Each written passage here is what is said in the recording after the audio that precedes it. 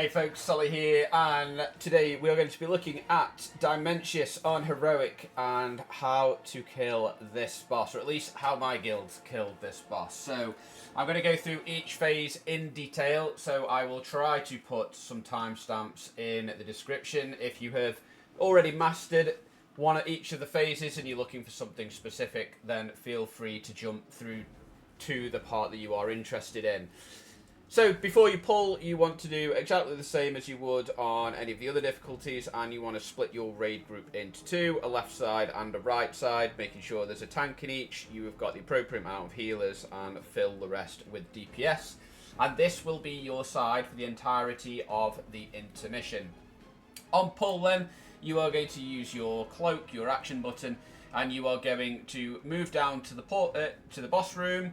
And whoever is main tank, going to be starting on Dimensius, will run into the middle and pick up aggro. And if you are the off tank, you will run to the add, this living mass that is on your side.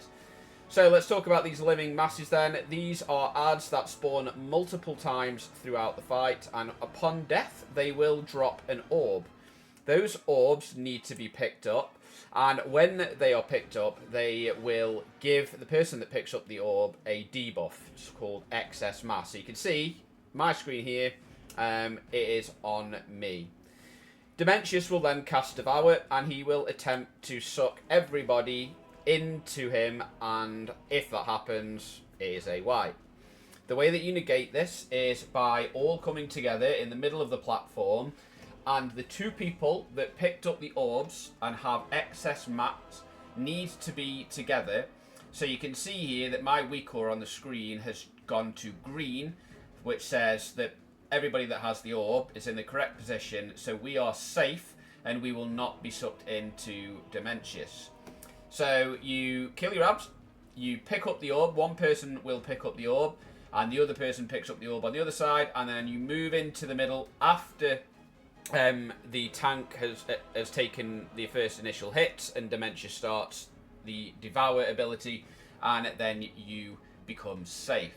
The thing to note is every time Dimensius casts Devour, he will gain stacks of this buff, which means that throughout the fight, you need more people with the excess mass debuff on them to meet the amount of stacks that Dimensius has, so that you do not get sucked into him. But as long as you are killing all the adds and picking up the orbs throughout the fight, that shouldn't be an issue. When the Devour has gone off then in phase 1, the main tank is going to stay right in the middle, and everybody else is going to run to their respective sides.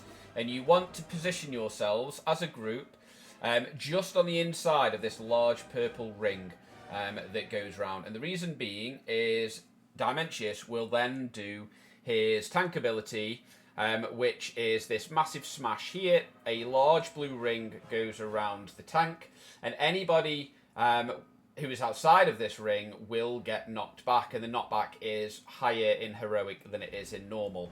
So if you all position yourselves here, you will be on the outside of the blue ring, meaning that you will all get knocked to your respective sides and you will not fall off. So if you watch, that is what happens.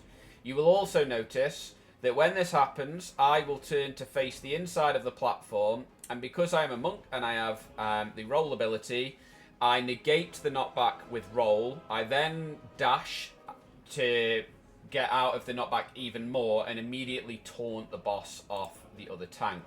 So the knockback comes out, I face, roll, and then immediately taunt. So at this point then, I then stay to the right hand side of the platform, right centre, because the spread mechanic is coming out. So everybody will get a small purple circle around them, which means that you are all going to drop pools where you are stood.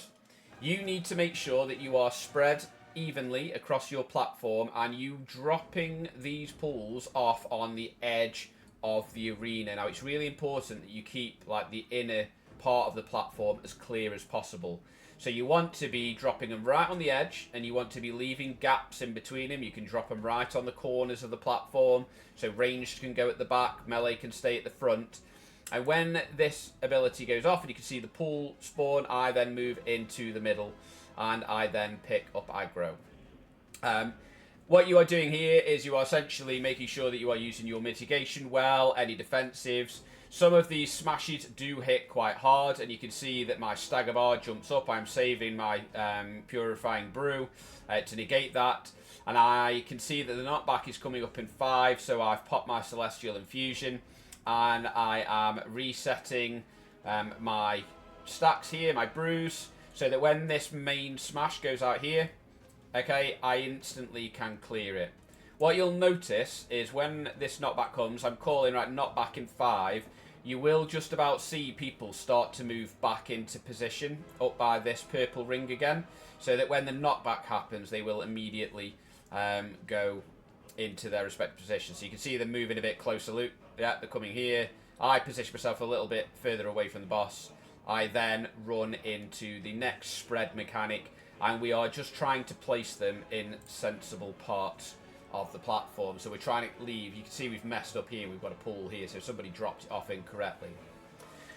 After the massive smashes go out then, you will also have these living masses appear. So you'll have one towards the front of the platform, one towards the rear. So we call this one the melee ad, and that one the ranged ad. These ads need to be nuked down. And when they nuke down, exactly the same as the first time, they drop an orb on the floor, and that needs to be picked up. So you might want to assign people before you pull the boss to be orb collectors. We didn't. We just went with whoever was there, and you can see that I actually have to pick one up here as tank to help out. When I'm not tanking the boss, it's okay on heroic. It doesn't matter too much. You'll also see on the corners of each platform here, you will get a big ring, which looks like one of the ground effects in Sarkareth, so just here. So you do not want to be inside the circle while it looks like this, okay? While this is looking like this, you want to make sure that you are just focusing on killing these ads as quickly as possible and wait for it to go off. Now it has gone off, you want to be soaking this. So get everybody in there and soak it. So you kill these ads. The melee orb is gone. This ranged orb is still here. Now, shortly after this soak goes off, 2 players will be targeted with gravity. They will get a lighter blue circle around them. And what these people need to do is they need to run to the back of the room, and they need to stand and wait for the ability to go off. When the ability goes off, they will get lifted up into the air. So you can see here, I've picked up that orb. The 2 players with gravity go up into the air, and then you will start to get these 2 smaller blue circles appear on the ground. The people who have picked up the orbs and have excess mass on them, so it's this debuff here on my screen, need to go and stand inside as they move forward, and you will pull the players who have been lifted up into the air down to the ground. So you'll need to get both of them. Dimensius will then cast Devour. The players will then create the little portal, and you need to make sure that everybody is inside and you are close enough to each other so that you have 4 people with the debuff, because that is how many stacks Dimensius has now, together. So my weak aura has gone green so that you will not be sucked into Dimensius, wiping the fight.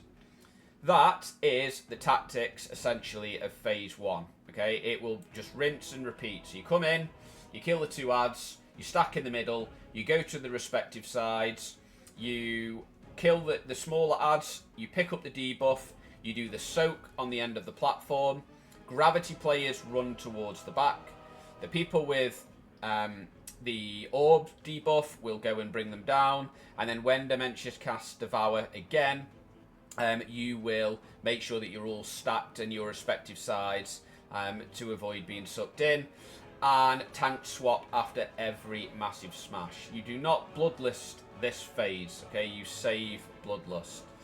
You will see here that the boss is around 10%. Now, we had a guide where after that Devour, if the boss was around 10%, we would fully commit to the boss and we wouldn't worry too much about the ads, and we would just focus him down. Massive smash is coming out, so we all move into position. I get ready to taunt the boss. I pick up aggro, and everybody gets to their spread safe spots, and you can see that the boss is going down pretty quickly. And as soon as he gets to 0, all of the abilities will stop and you will be picked up into the air. And that is the end of Phase 1. Phase 2 then is the dragon riding and the platform sequence. Now before you get going, there are just a couple of things to note with this phase. As of the time of recording, Druid flight form didn't work properly, and certain mounts, like your favourite mount button, didn't work. So I would strongly recommend ensuring everybody in the raid group has an actual dragon riding mount on their action bar that they can summon to make sure that they go off. There are also 6 orbs that you can collect on the way to the platform. So there's 3 before platform 1 and there's 3 before platform 2. Now in Heroic, you don't really need to get them all. It's not such a big deal. And orbs 3 and 6 are the ones that I would recommend getting.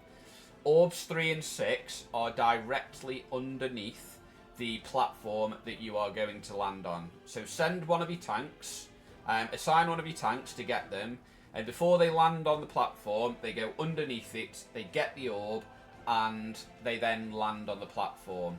When you collect an orb and you land on a platform, you will take a percentage of the Miniad's health off, so it does help. In Heroic, like I said, you only really need 3 or 6 to help. You can get more if you have people confident in doing so. So you mount up and you fly through these rings. So you dodge these meteors, the hole in them. You come down here, and if you want to get the first orb, okay, I don't get it in this video, but I have been getting it previously. As soon as you fly through this orb, you save your whirling surge, you get to this ring, you whirling surge just here where my mouse is, and around the other side is an orb. You then fly as fast as you possibly can immediately down to this ring here, and you can make it. The third orb, which I was referencing, is there. You can just see it here. So one of the tanks just goes underneath, flies through it, lands on the platform. Platform 1 is the easier platform of the 2. So each platform has a large ad. This one is Artosian. Now what I do is I pick him up and I bring him just down a little bit to where he is initially standing. When this happens, you will face him away from Dimensius and wait until the row of Void Wardens spawn. So you can see here we have a wall of Void Wardens going from Dimensius all the way down, and then a row going to the left to right. Now what I do here is I position myself right here on the edge of this inner circle, and I keep Artosian facing like down the center of my screen. The reason why I do this is this ad will do a frontal beam, and on Heroic he will do 1 beam. So I have it here, and this beam will fire right down the middle of this line of Void Wardens. You want to make sure that your DPS are cleaving this Void Warden here. So you are cleaving off Artosian onto Void Warden to kill this one. You only need to kill 1 Void Warden.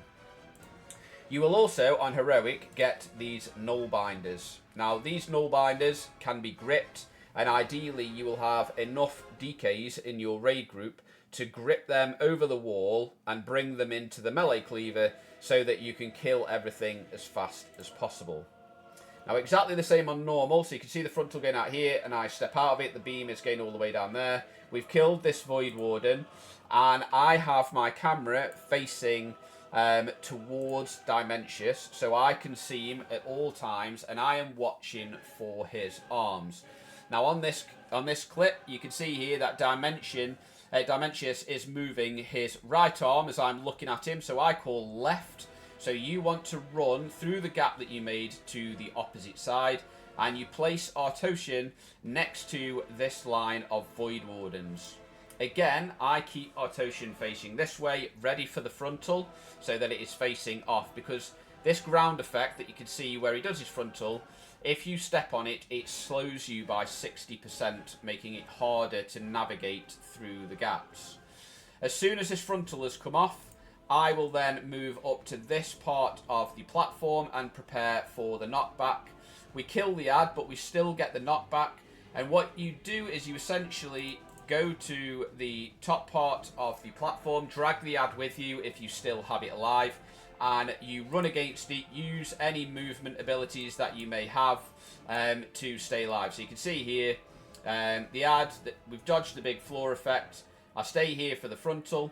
We have created a gap in this wall by cleaving that down if we need it. And I'm just getting ready for the pushback. Yeah, as a monk, roll, tiger's lust, all of that good stuff, it easily can be survived.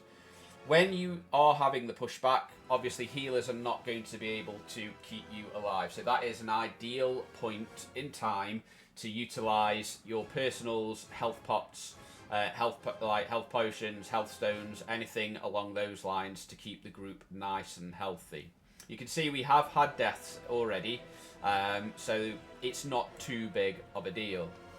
Once you've killed that ad then, if you didn't kill it before the knockback started and you had to play it, you will then be able to mount up afterwards. If you kill it before the knockback ability starts, you will skip it. Again, there are orbs that you can collect, but in Heroic, I wouldn't bother with any of them except for this one here, which is just underneath the platform.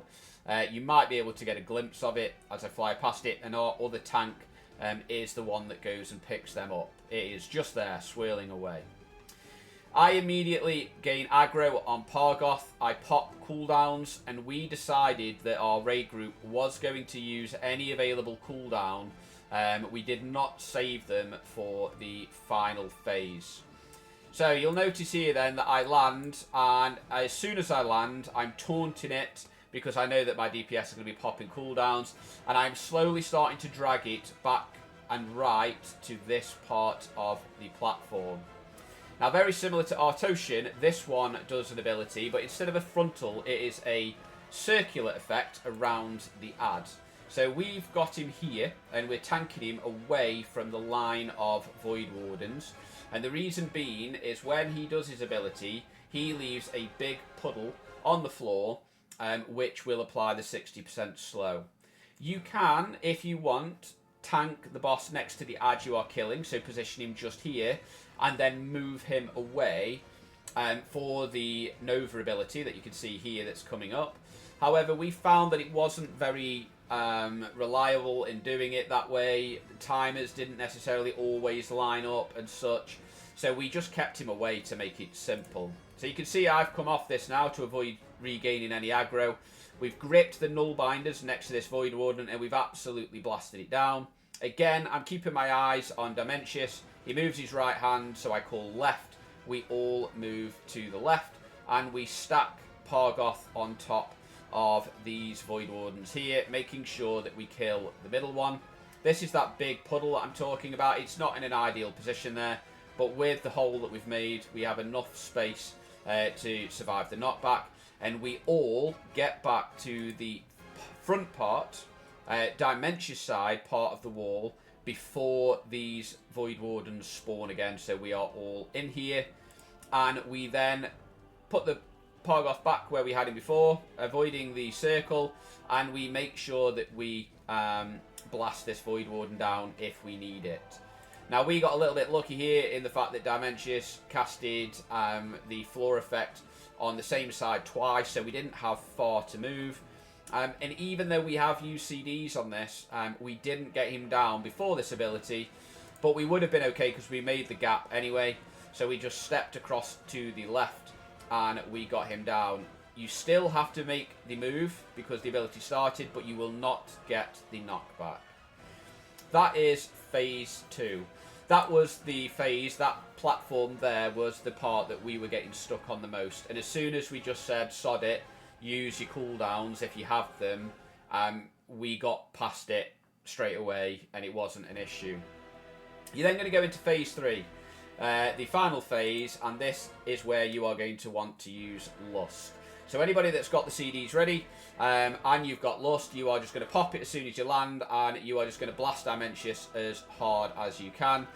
My cooldowns, my 1.5 minute cooldowns came back up during Bloodlust, so it wasn't too much of an issue.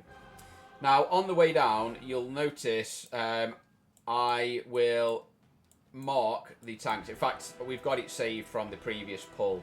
If you haven't got your tanks marked, I would suggest marking them now as you are going down, putting some raid markers above the head. One of the tanks is going to pick him up, so our Demon Hunter picks up Dimensius straight away, and he moves to the right.